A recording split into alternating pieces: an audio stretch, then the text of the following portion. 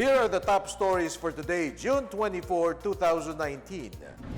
President Duterte calls on ASEAN members to unite in facing challenges to the region's growth. 11 more Filipinos are repatriated to the country as fighting escalates in Libya. The military denies reports of Islamic terrorists entering the country to plot a repeat of the Marawi siege. And San Juan City celebrates the Wattah Wattah festival amid an ongoing water crisis.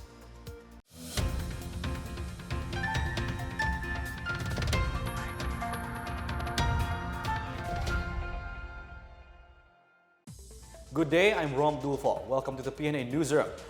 Our top story, President Rodrigo Duterte is back from the 34th ASEAN Summit in Bangkok, Thailand. As he called for the protection of migrants and other vulnerable sectors, the President urged fellow ASEAN members to unite in facing the challenges to the growth of the region. Miguel Hill with the story. President Rodrigo Duterte said the ASEAN has indeed been making progress in achieving its goals, such as greater peace and stability and progress to our peoples for decades. In his remarks at the plenary at the 34th ASEAN Summit on Saturday, he said there are challenges that remain, such as the trade war between the United States and China, which has been creating uncertainty and hindering growth and economic integration.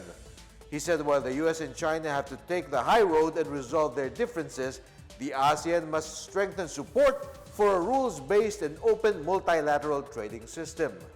Duterte also said terrorism, violent extremism, and transnational crimes remain major threats to the overall security of the region, along with illegal drugs. Meanwhile, the president sought greater protection for the vulnerable people in the ASEAN region, particularly migrants and people with disabilities. He said the Philippines backs the establishment of an ASEAN Technical and Vocational Education and Training Development Council. He also discussed the effects of climate change in the Southeast Asian region. Duterte called on fellow ASEAN leaders to rise up to the challenges amid these sweeping changes. For the PNA Newsroom, I am Miguel Hill. President Duterte expressed dismay over the delay in the passage of the Code of Conduct in the South China Sea during the 34th ASEAN Summit in Bangkok, Thailand.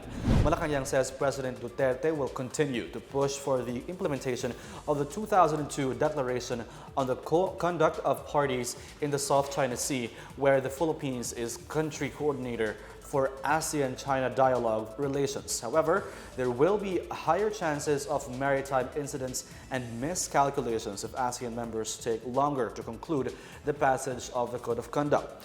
Presidential spokesperson Sal Panelo on Sunday said the president is not beholden to any foreign power and that he urges fellow ASEAN leaders to remain united and steadfast in upholding international law.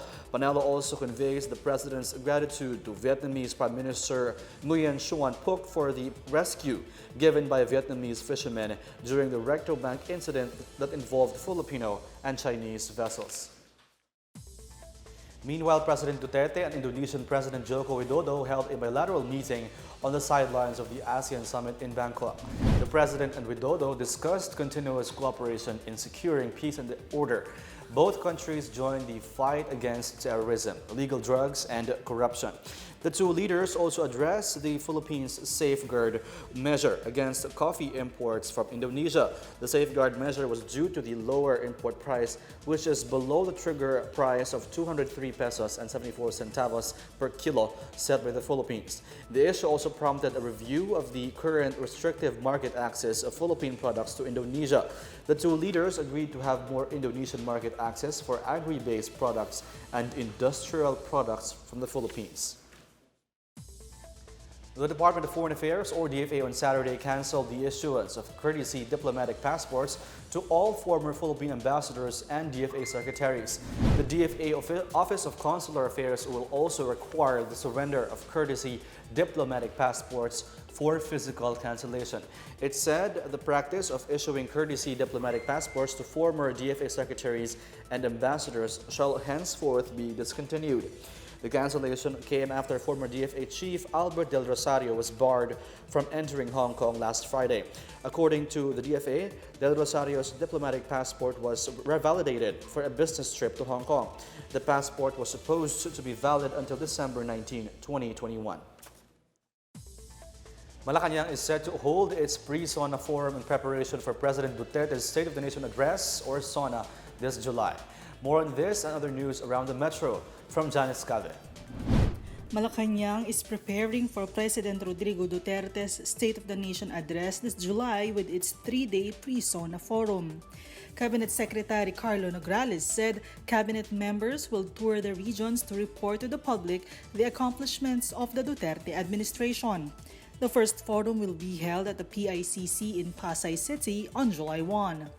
The next will be held in Cebu on July 10, and the third will be on July 17 in Davao City.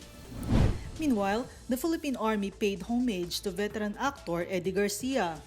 Army troopers stood vigil during his memorial service while the Philippine flag was laid next to his cremated remains in recognition of his military roots.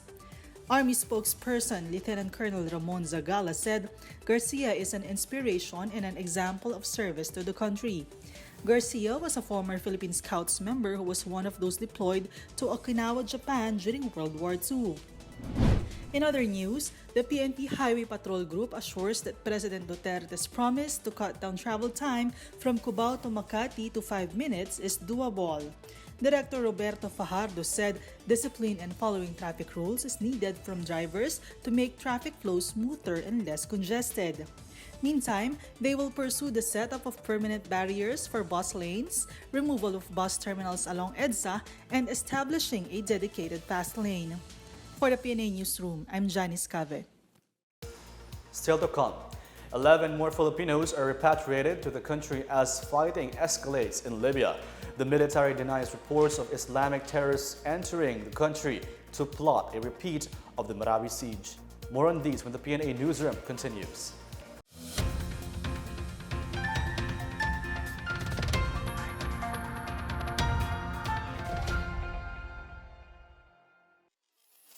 Ito ang Duterte on Duty. Ulat sa ginagawa ng Presidente. June 4, Martes, Holosulu. Binisita ni Pangulong Rodrigo Roa Duterte ang mga sundalo sa Camp Teodulfo Bautista at pinarangalaan ang mga nasugatan sa engkwentro kontra Abu Sayyaf noong May 31 sa Patikul, Sulu. June 6, Huwebes, Davao City. Pinangunahan ng Pangulo ang selebrasyon ng Eid al-Fitr. Allow me to take this moment to assure you that this administration will endeavor to preserve the fragile peace that we have built in this region that I call home. Allow me to take this moment to assure you that through the National Commission of Muslim Filipinos, we will consistently uphold the rights and welfare of all Muslim Filipinos, and for that matter, for all Filipinos. June 10, Lunes, Pasay City. Nag-surprise inspection ng Pangulo sa NAIA Terminal 2 nang mabalitaan ang mga reklamong delayed at cancelled flights. Malacanang. Nakipagpulong siya sa mga opisyal ng Philippine Health Insurance Corporation o PhilHealth. Kinagabihan ay pinulong naman niya ang kanyang gabinete para sa 38th Cabinet Meeting. June 12, Miyerkules, Lanao del Sur. Pinangunahan ng Pangulo ang pagdiriwang na ika-121 anibersaryo ng Araw ng Kalayaan. June 13, Huwebes, General Santos City. Ipinamahagi ni Pangulong Duterte ang mga Certificate of Land Ownership Award sa mahigit 13,000 agrarian reform beneficiaries sa Region 12. Ako po si Secretary Martin Andanar at ito ang Duterte on Duty. Abangan sa susunod na linggo ang mga gagawin ng Pangulo.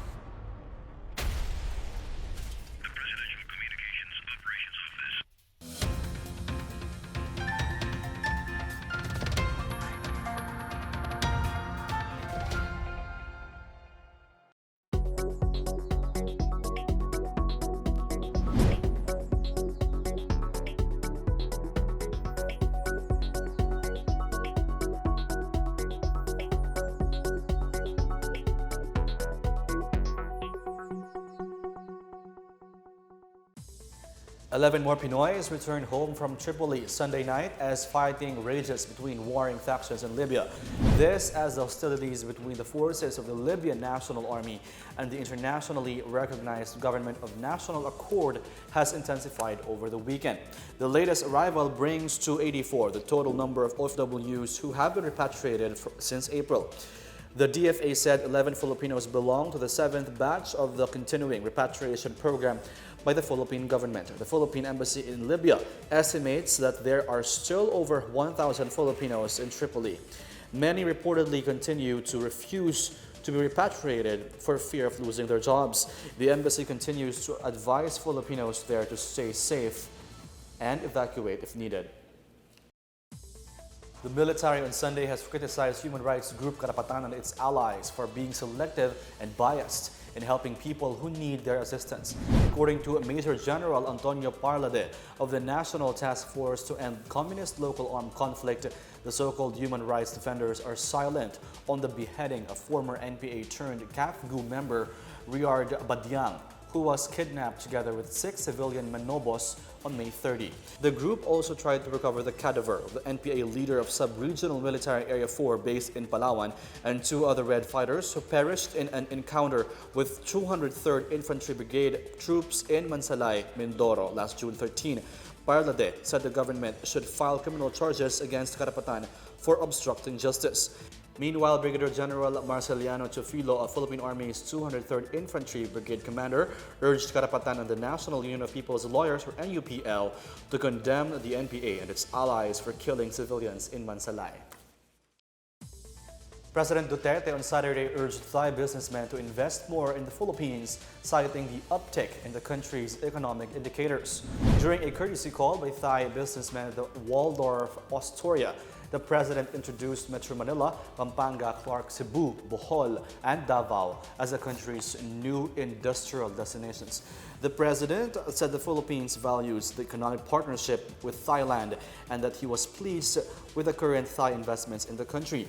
Among them are the Charoen Pokphand Group, which is involved in agro-industrial and aqua-industrial business, and the Erawan Group, which operates the Hop-In hotels. The president also encourages the Thai Beverage TCC Group to invest in real estate and hotel business. He said Thai companies could take part in the massive Build project, assuring them of a corruption-free business climate. The province of Camiguin is holding the first Dive Festival from June 23 to August 31. Region 10 Tourism Director May Salvana Unchuan said the event pioneered the region's campaign on responsible diving and tourism. The 2-month festival features underwater photography competition, dive classes and tutorials, and fora on ecotourism and sustainability. Camiguin Governor Maria Luisa Romualdo said the festival highlights the province's renewed push for tourism development, focusing on volcano tourism, heritage tourism, farm and ecotourism, and dive tourism. The National Heritage Commission recently declared the Bonbon Church ruins, Sunken Cemetery, and Moro Watchtowers as national cultural treasures. The Dive Festivals is one of the several major activities slated this year under the province's Dive Tourism program. Meanwhile, the military denies a plot for a repeat of the siege of Marawi City. More on these and other news from the provinces. From Miguel Hill. In Baguio City, artist Angelo Aurelio's Bayani Matrix project, which was unveiled last June 12 during the celebration of Independence Day in the city, gets another follow-up exhibit. This time, the exhibit will be held at the lobby of Rizal Building in the Department of Education's central office in Pasig City. The exhibit, called Bayani sa Lupay ng Ginto at Bulaklak, a Bayani Matrix project, is a 13-day show starting June 24 until July 7. Meanwhile, West Mincom denied reports that ISIS-inspired terrorists plotting an attack on Marawi City have infiltrated a Juhor, or meeting of Muslim religious leaders at scholars in Basak, Malutlut, Lanao del Sur. West Mincom spokesperson Jerry Besana said the Muslim leaders are cooperating with the military to ensure that they will not be used for the political agenda of extremists. The military is also in touch with residents of Marawi to ensure their security. In other news, Task Force Carne of Zamboanga City reports it has seized 91 cans of pork luncheon meat from China, one of the countries affected by Asian swine fever. The city government, together with the Food and Drug Administration, has conducted strike inspections to ensure that the ban against pork products from countries affected by the African swine fever virus is implemented here. The Department of Agriculture, together with the FDA, has issued bans against countries that have reported ASF. For the PNA Newsroom, I am Miguel Hill. Up next, San Juan City celebrates the Wattah Wattah Festival amid an ongoing water crisis. The DEP at Davao Oriental opens more schools to reach indigenous communities. The PNA Newsroom returns after these reminders.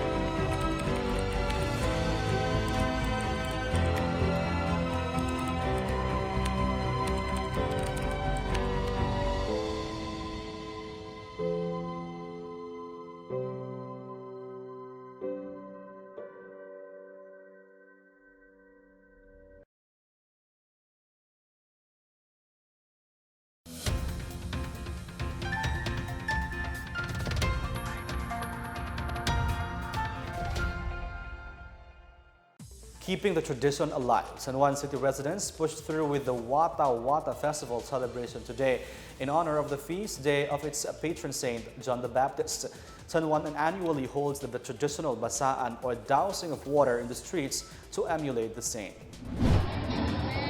The San Juan City government on Monday celebrated Wattah Wattah Festival amid water shortage in some areas of the metropolis. According to fireman Randy Parcucho, the dousing of water in San Juan every June 24 has been a tradition and is impossible to stop even when there is a water shortage. He says the Manila Water provided them with limited water as their tanker carries only 300 gallons. During the previous festival, San Juan City used to receive 50 fire trucks coming from Bulacan, Nueva Ecija, and other places, but now only 16 trucks arrived apart from the motorcade. Outgoing Mayor Gia Gomez said they already made the adjustments with the current water shortage, as these trucks are also meant to supply water to those who are in need. Meanwhile, Monsignor Vicente Bauson said water during the basaan is not wasted because it signifies the blessing of life. For 16 years now, the San Juan City government has been celebrating the festival with watercade, Santong Tao Parade, photography contest, Novena Mass, bingo, water caravan, Zumba session, street dance, and inter-street dance competitions. ASEAN leaders have formally declared war against plastic waste, particularly garbage thrown into the ocean. President Duterte and his counterparts issued the statement now known as the Bangkok Declaration on Combating Marine Debris in ASEAN region. The ASEAN leaders' national and collaborative actions aims to prevent and significantly reduce marine debris, including environmentally sound management. Among the innovative solutions that ASEAN leaders plan to promote include the reduction, reuse, and recycling of plastics. In our foreign news, U.S. Special Representative for Iran Brian Hook on Sunday called on the world to urge Iran through diplomatic means to de-escalate tensions in the Gulf region. Hook maintains that the U.S. is not interested in military conflict against Iran, adding that military posturing is being done for purely defensive purposes. As they aim to bring Iran back to the negotiating table, Hook said they will require international cooperation to talk to Iran and help reduce threats. Meantime, Hook praised Kuwait's role as a factor for supporting stability in the region.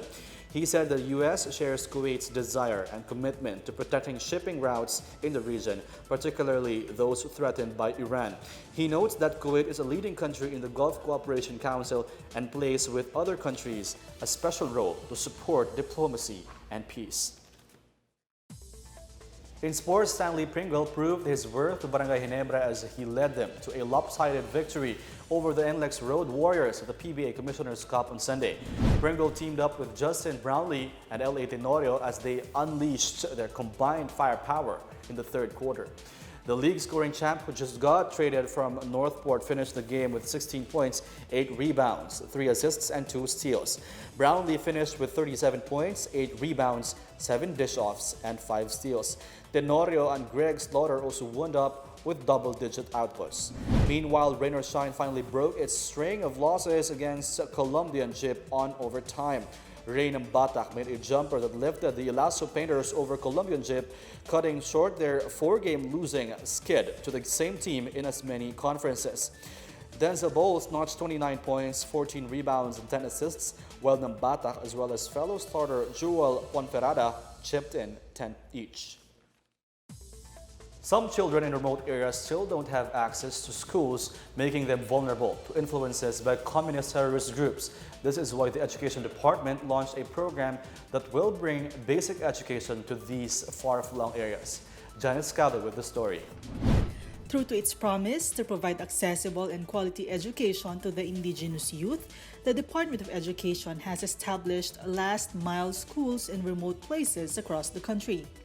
The DepEd Schools Division of Davao Oriental said around 526 indigenous youths are now attending government-run schools, while only 216 enrollees remain in private institutions where construction of government schools have yet to be completed. Another option being put up by DepEd is technology-aided alternative learning system where learners in isolated and disadvantaged areas can study online. Meanwhile, 701st Brigade Commander Brigadier General Manuel Siquitin reported a zero enrollment in Mindanao Interfaith Services Foundation Incorporated, a communist NPA terrorist-affiliated school. Siquitin said the Salugpungan schools in Sitio Kilometer 35 in Barangay Taytayan and Sitio Patong in Barangay Malibago in Katiil are now non-operational since more parents are opting to transfer their children to schools run by the DepEd. He said the significant decrease in the number of enrollees in these communist NPA terrorists-affiliated schools has been attributed to the concerted efforts by all key stakeholders. The deployment of community support program, the local government, and the DepEd's effort in addressing the issue on the lack of educational system in these marginalized communities. For the PNA Newsroom, I'm Janice Cave. Here's another look at today's biggest stories. President Duterte calls on ASEAN members to unite in facing challenges to the region's growth. 11 more Filipinos are repatriated to the country as fighting escalates in Libya. The military denies reports of Islamic terrorists entering the country to plot a repeat of the Marawi siege. And San Juan City celebrates the Wattah Wattah Festival amid an ongoing water crisis. Thank you for watching another edition of the PNA Newsroom. To check out these and other stories, visit the PNA website or follow the Philippine News Agency on Facebook and Twitter. For more stories about the government and how it serves Filipinos, look for these hashtags on all our social media platforms and websites. And that's your daily dose of the latest news and information that you need to know from the PNA Newsroom. I'm Rom Dulfo. Good day.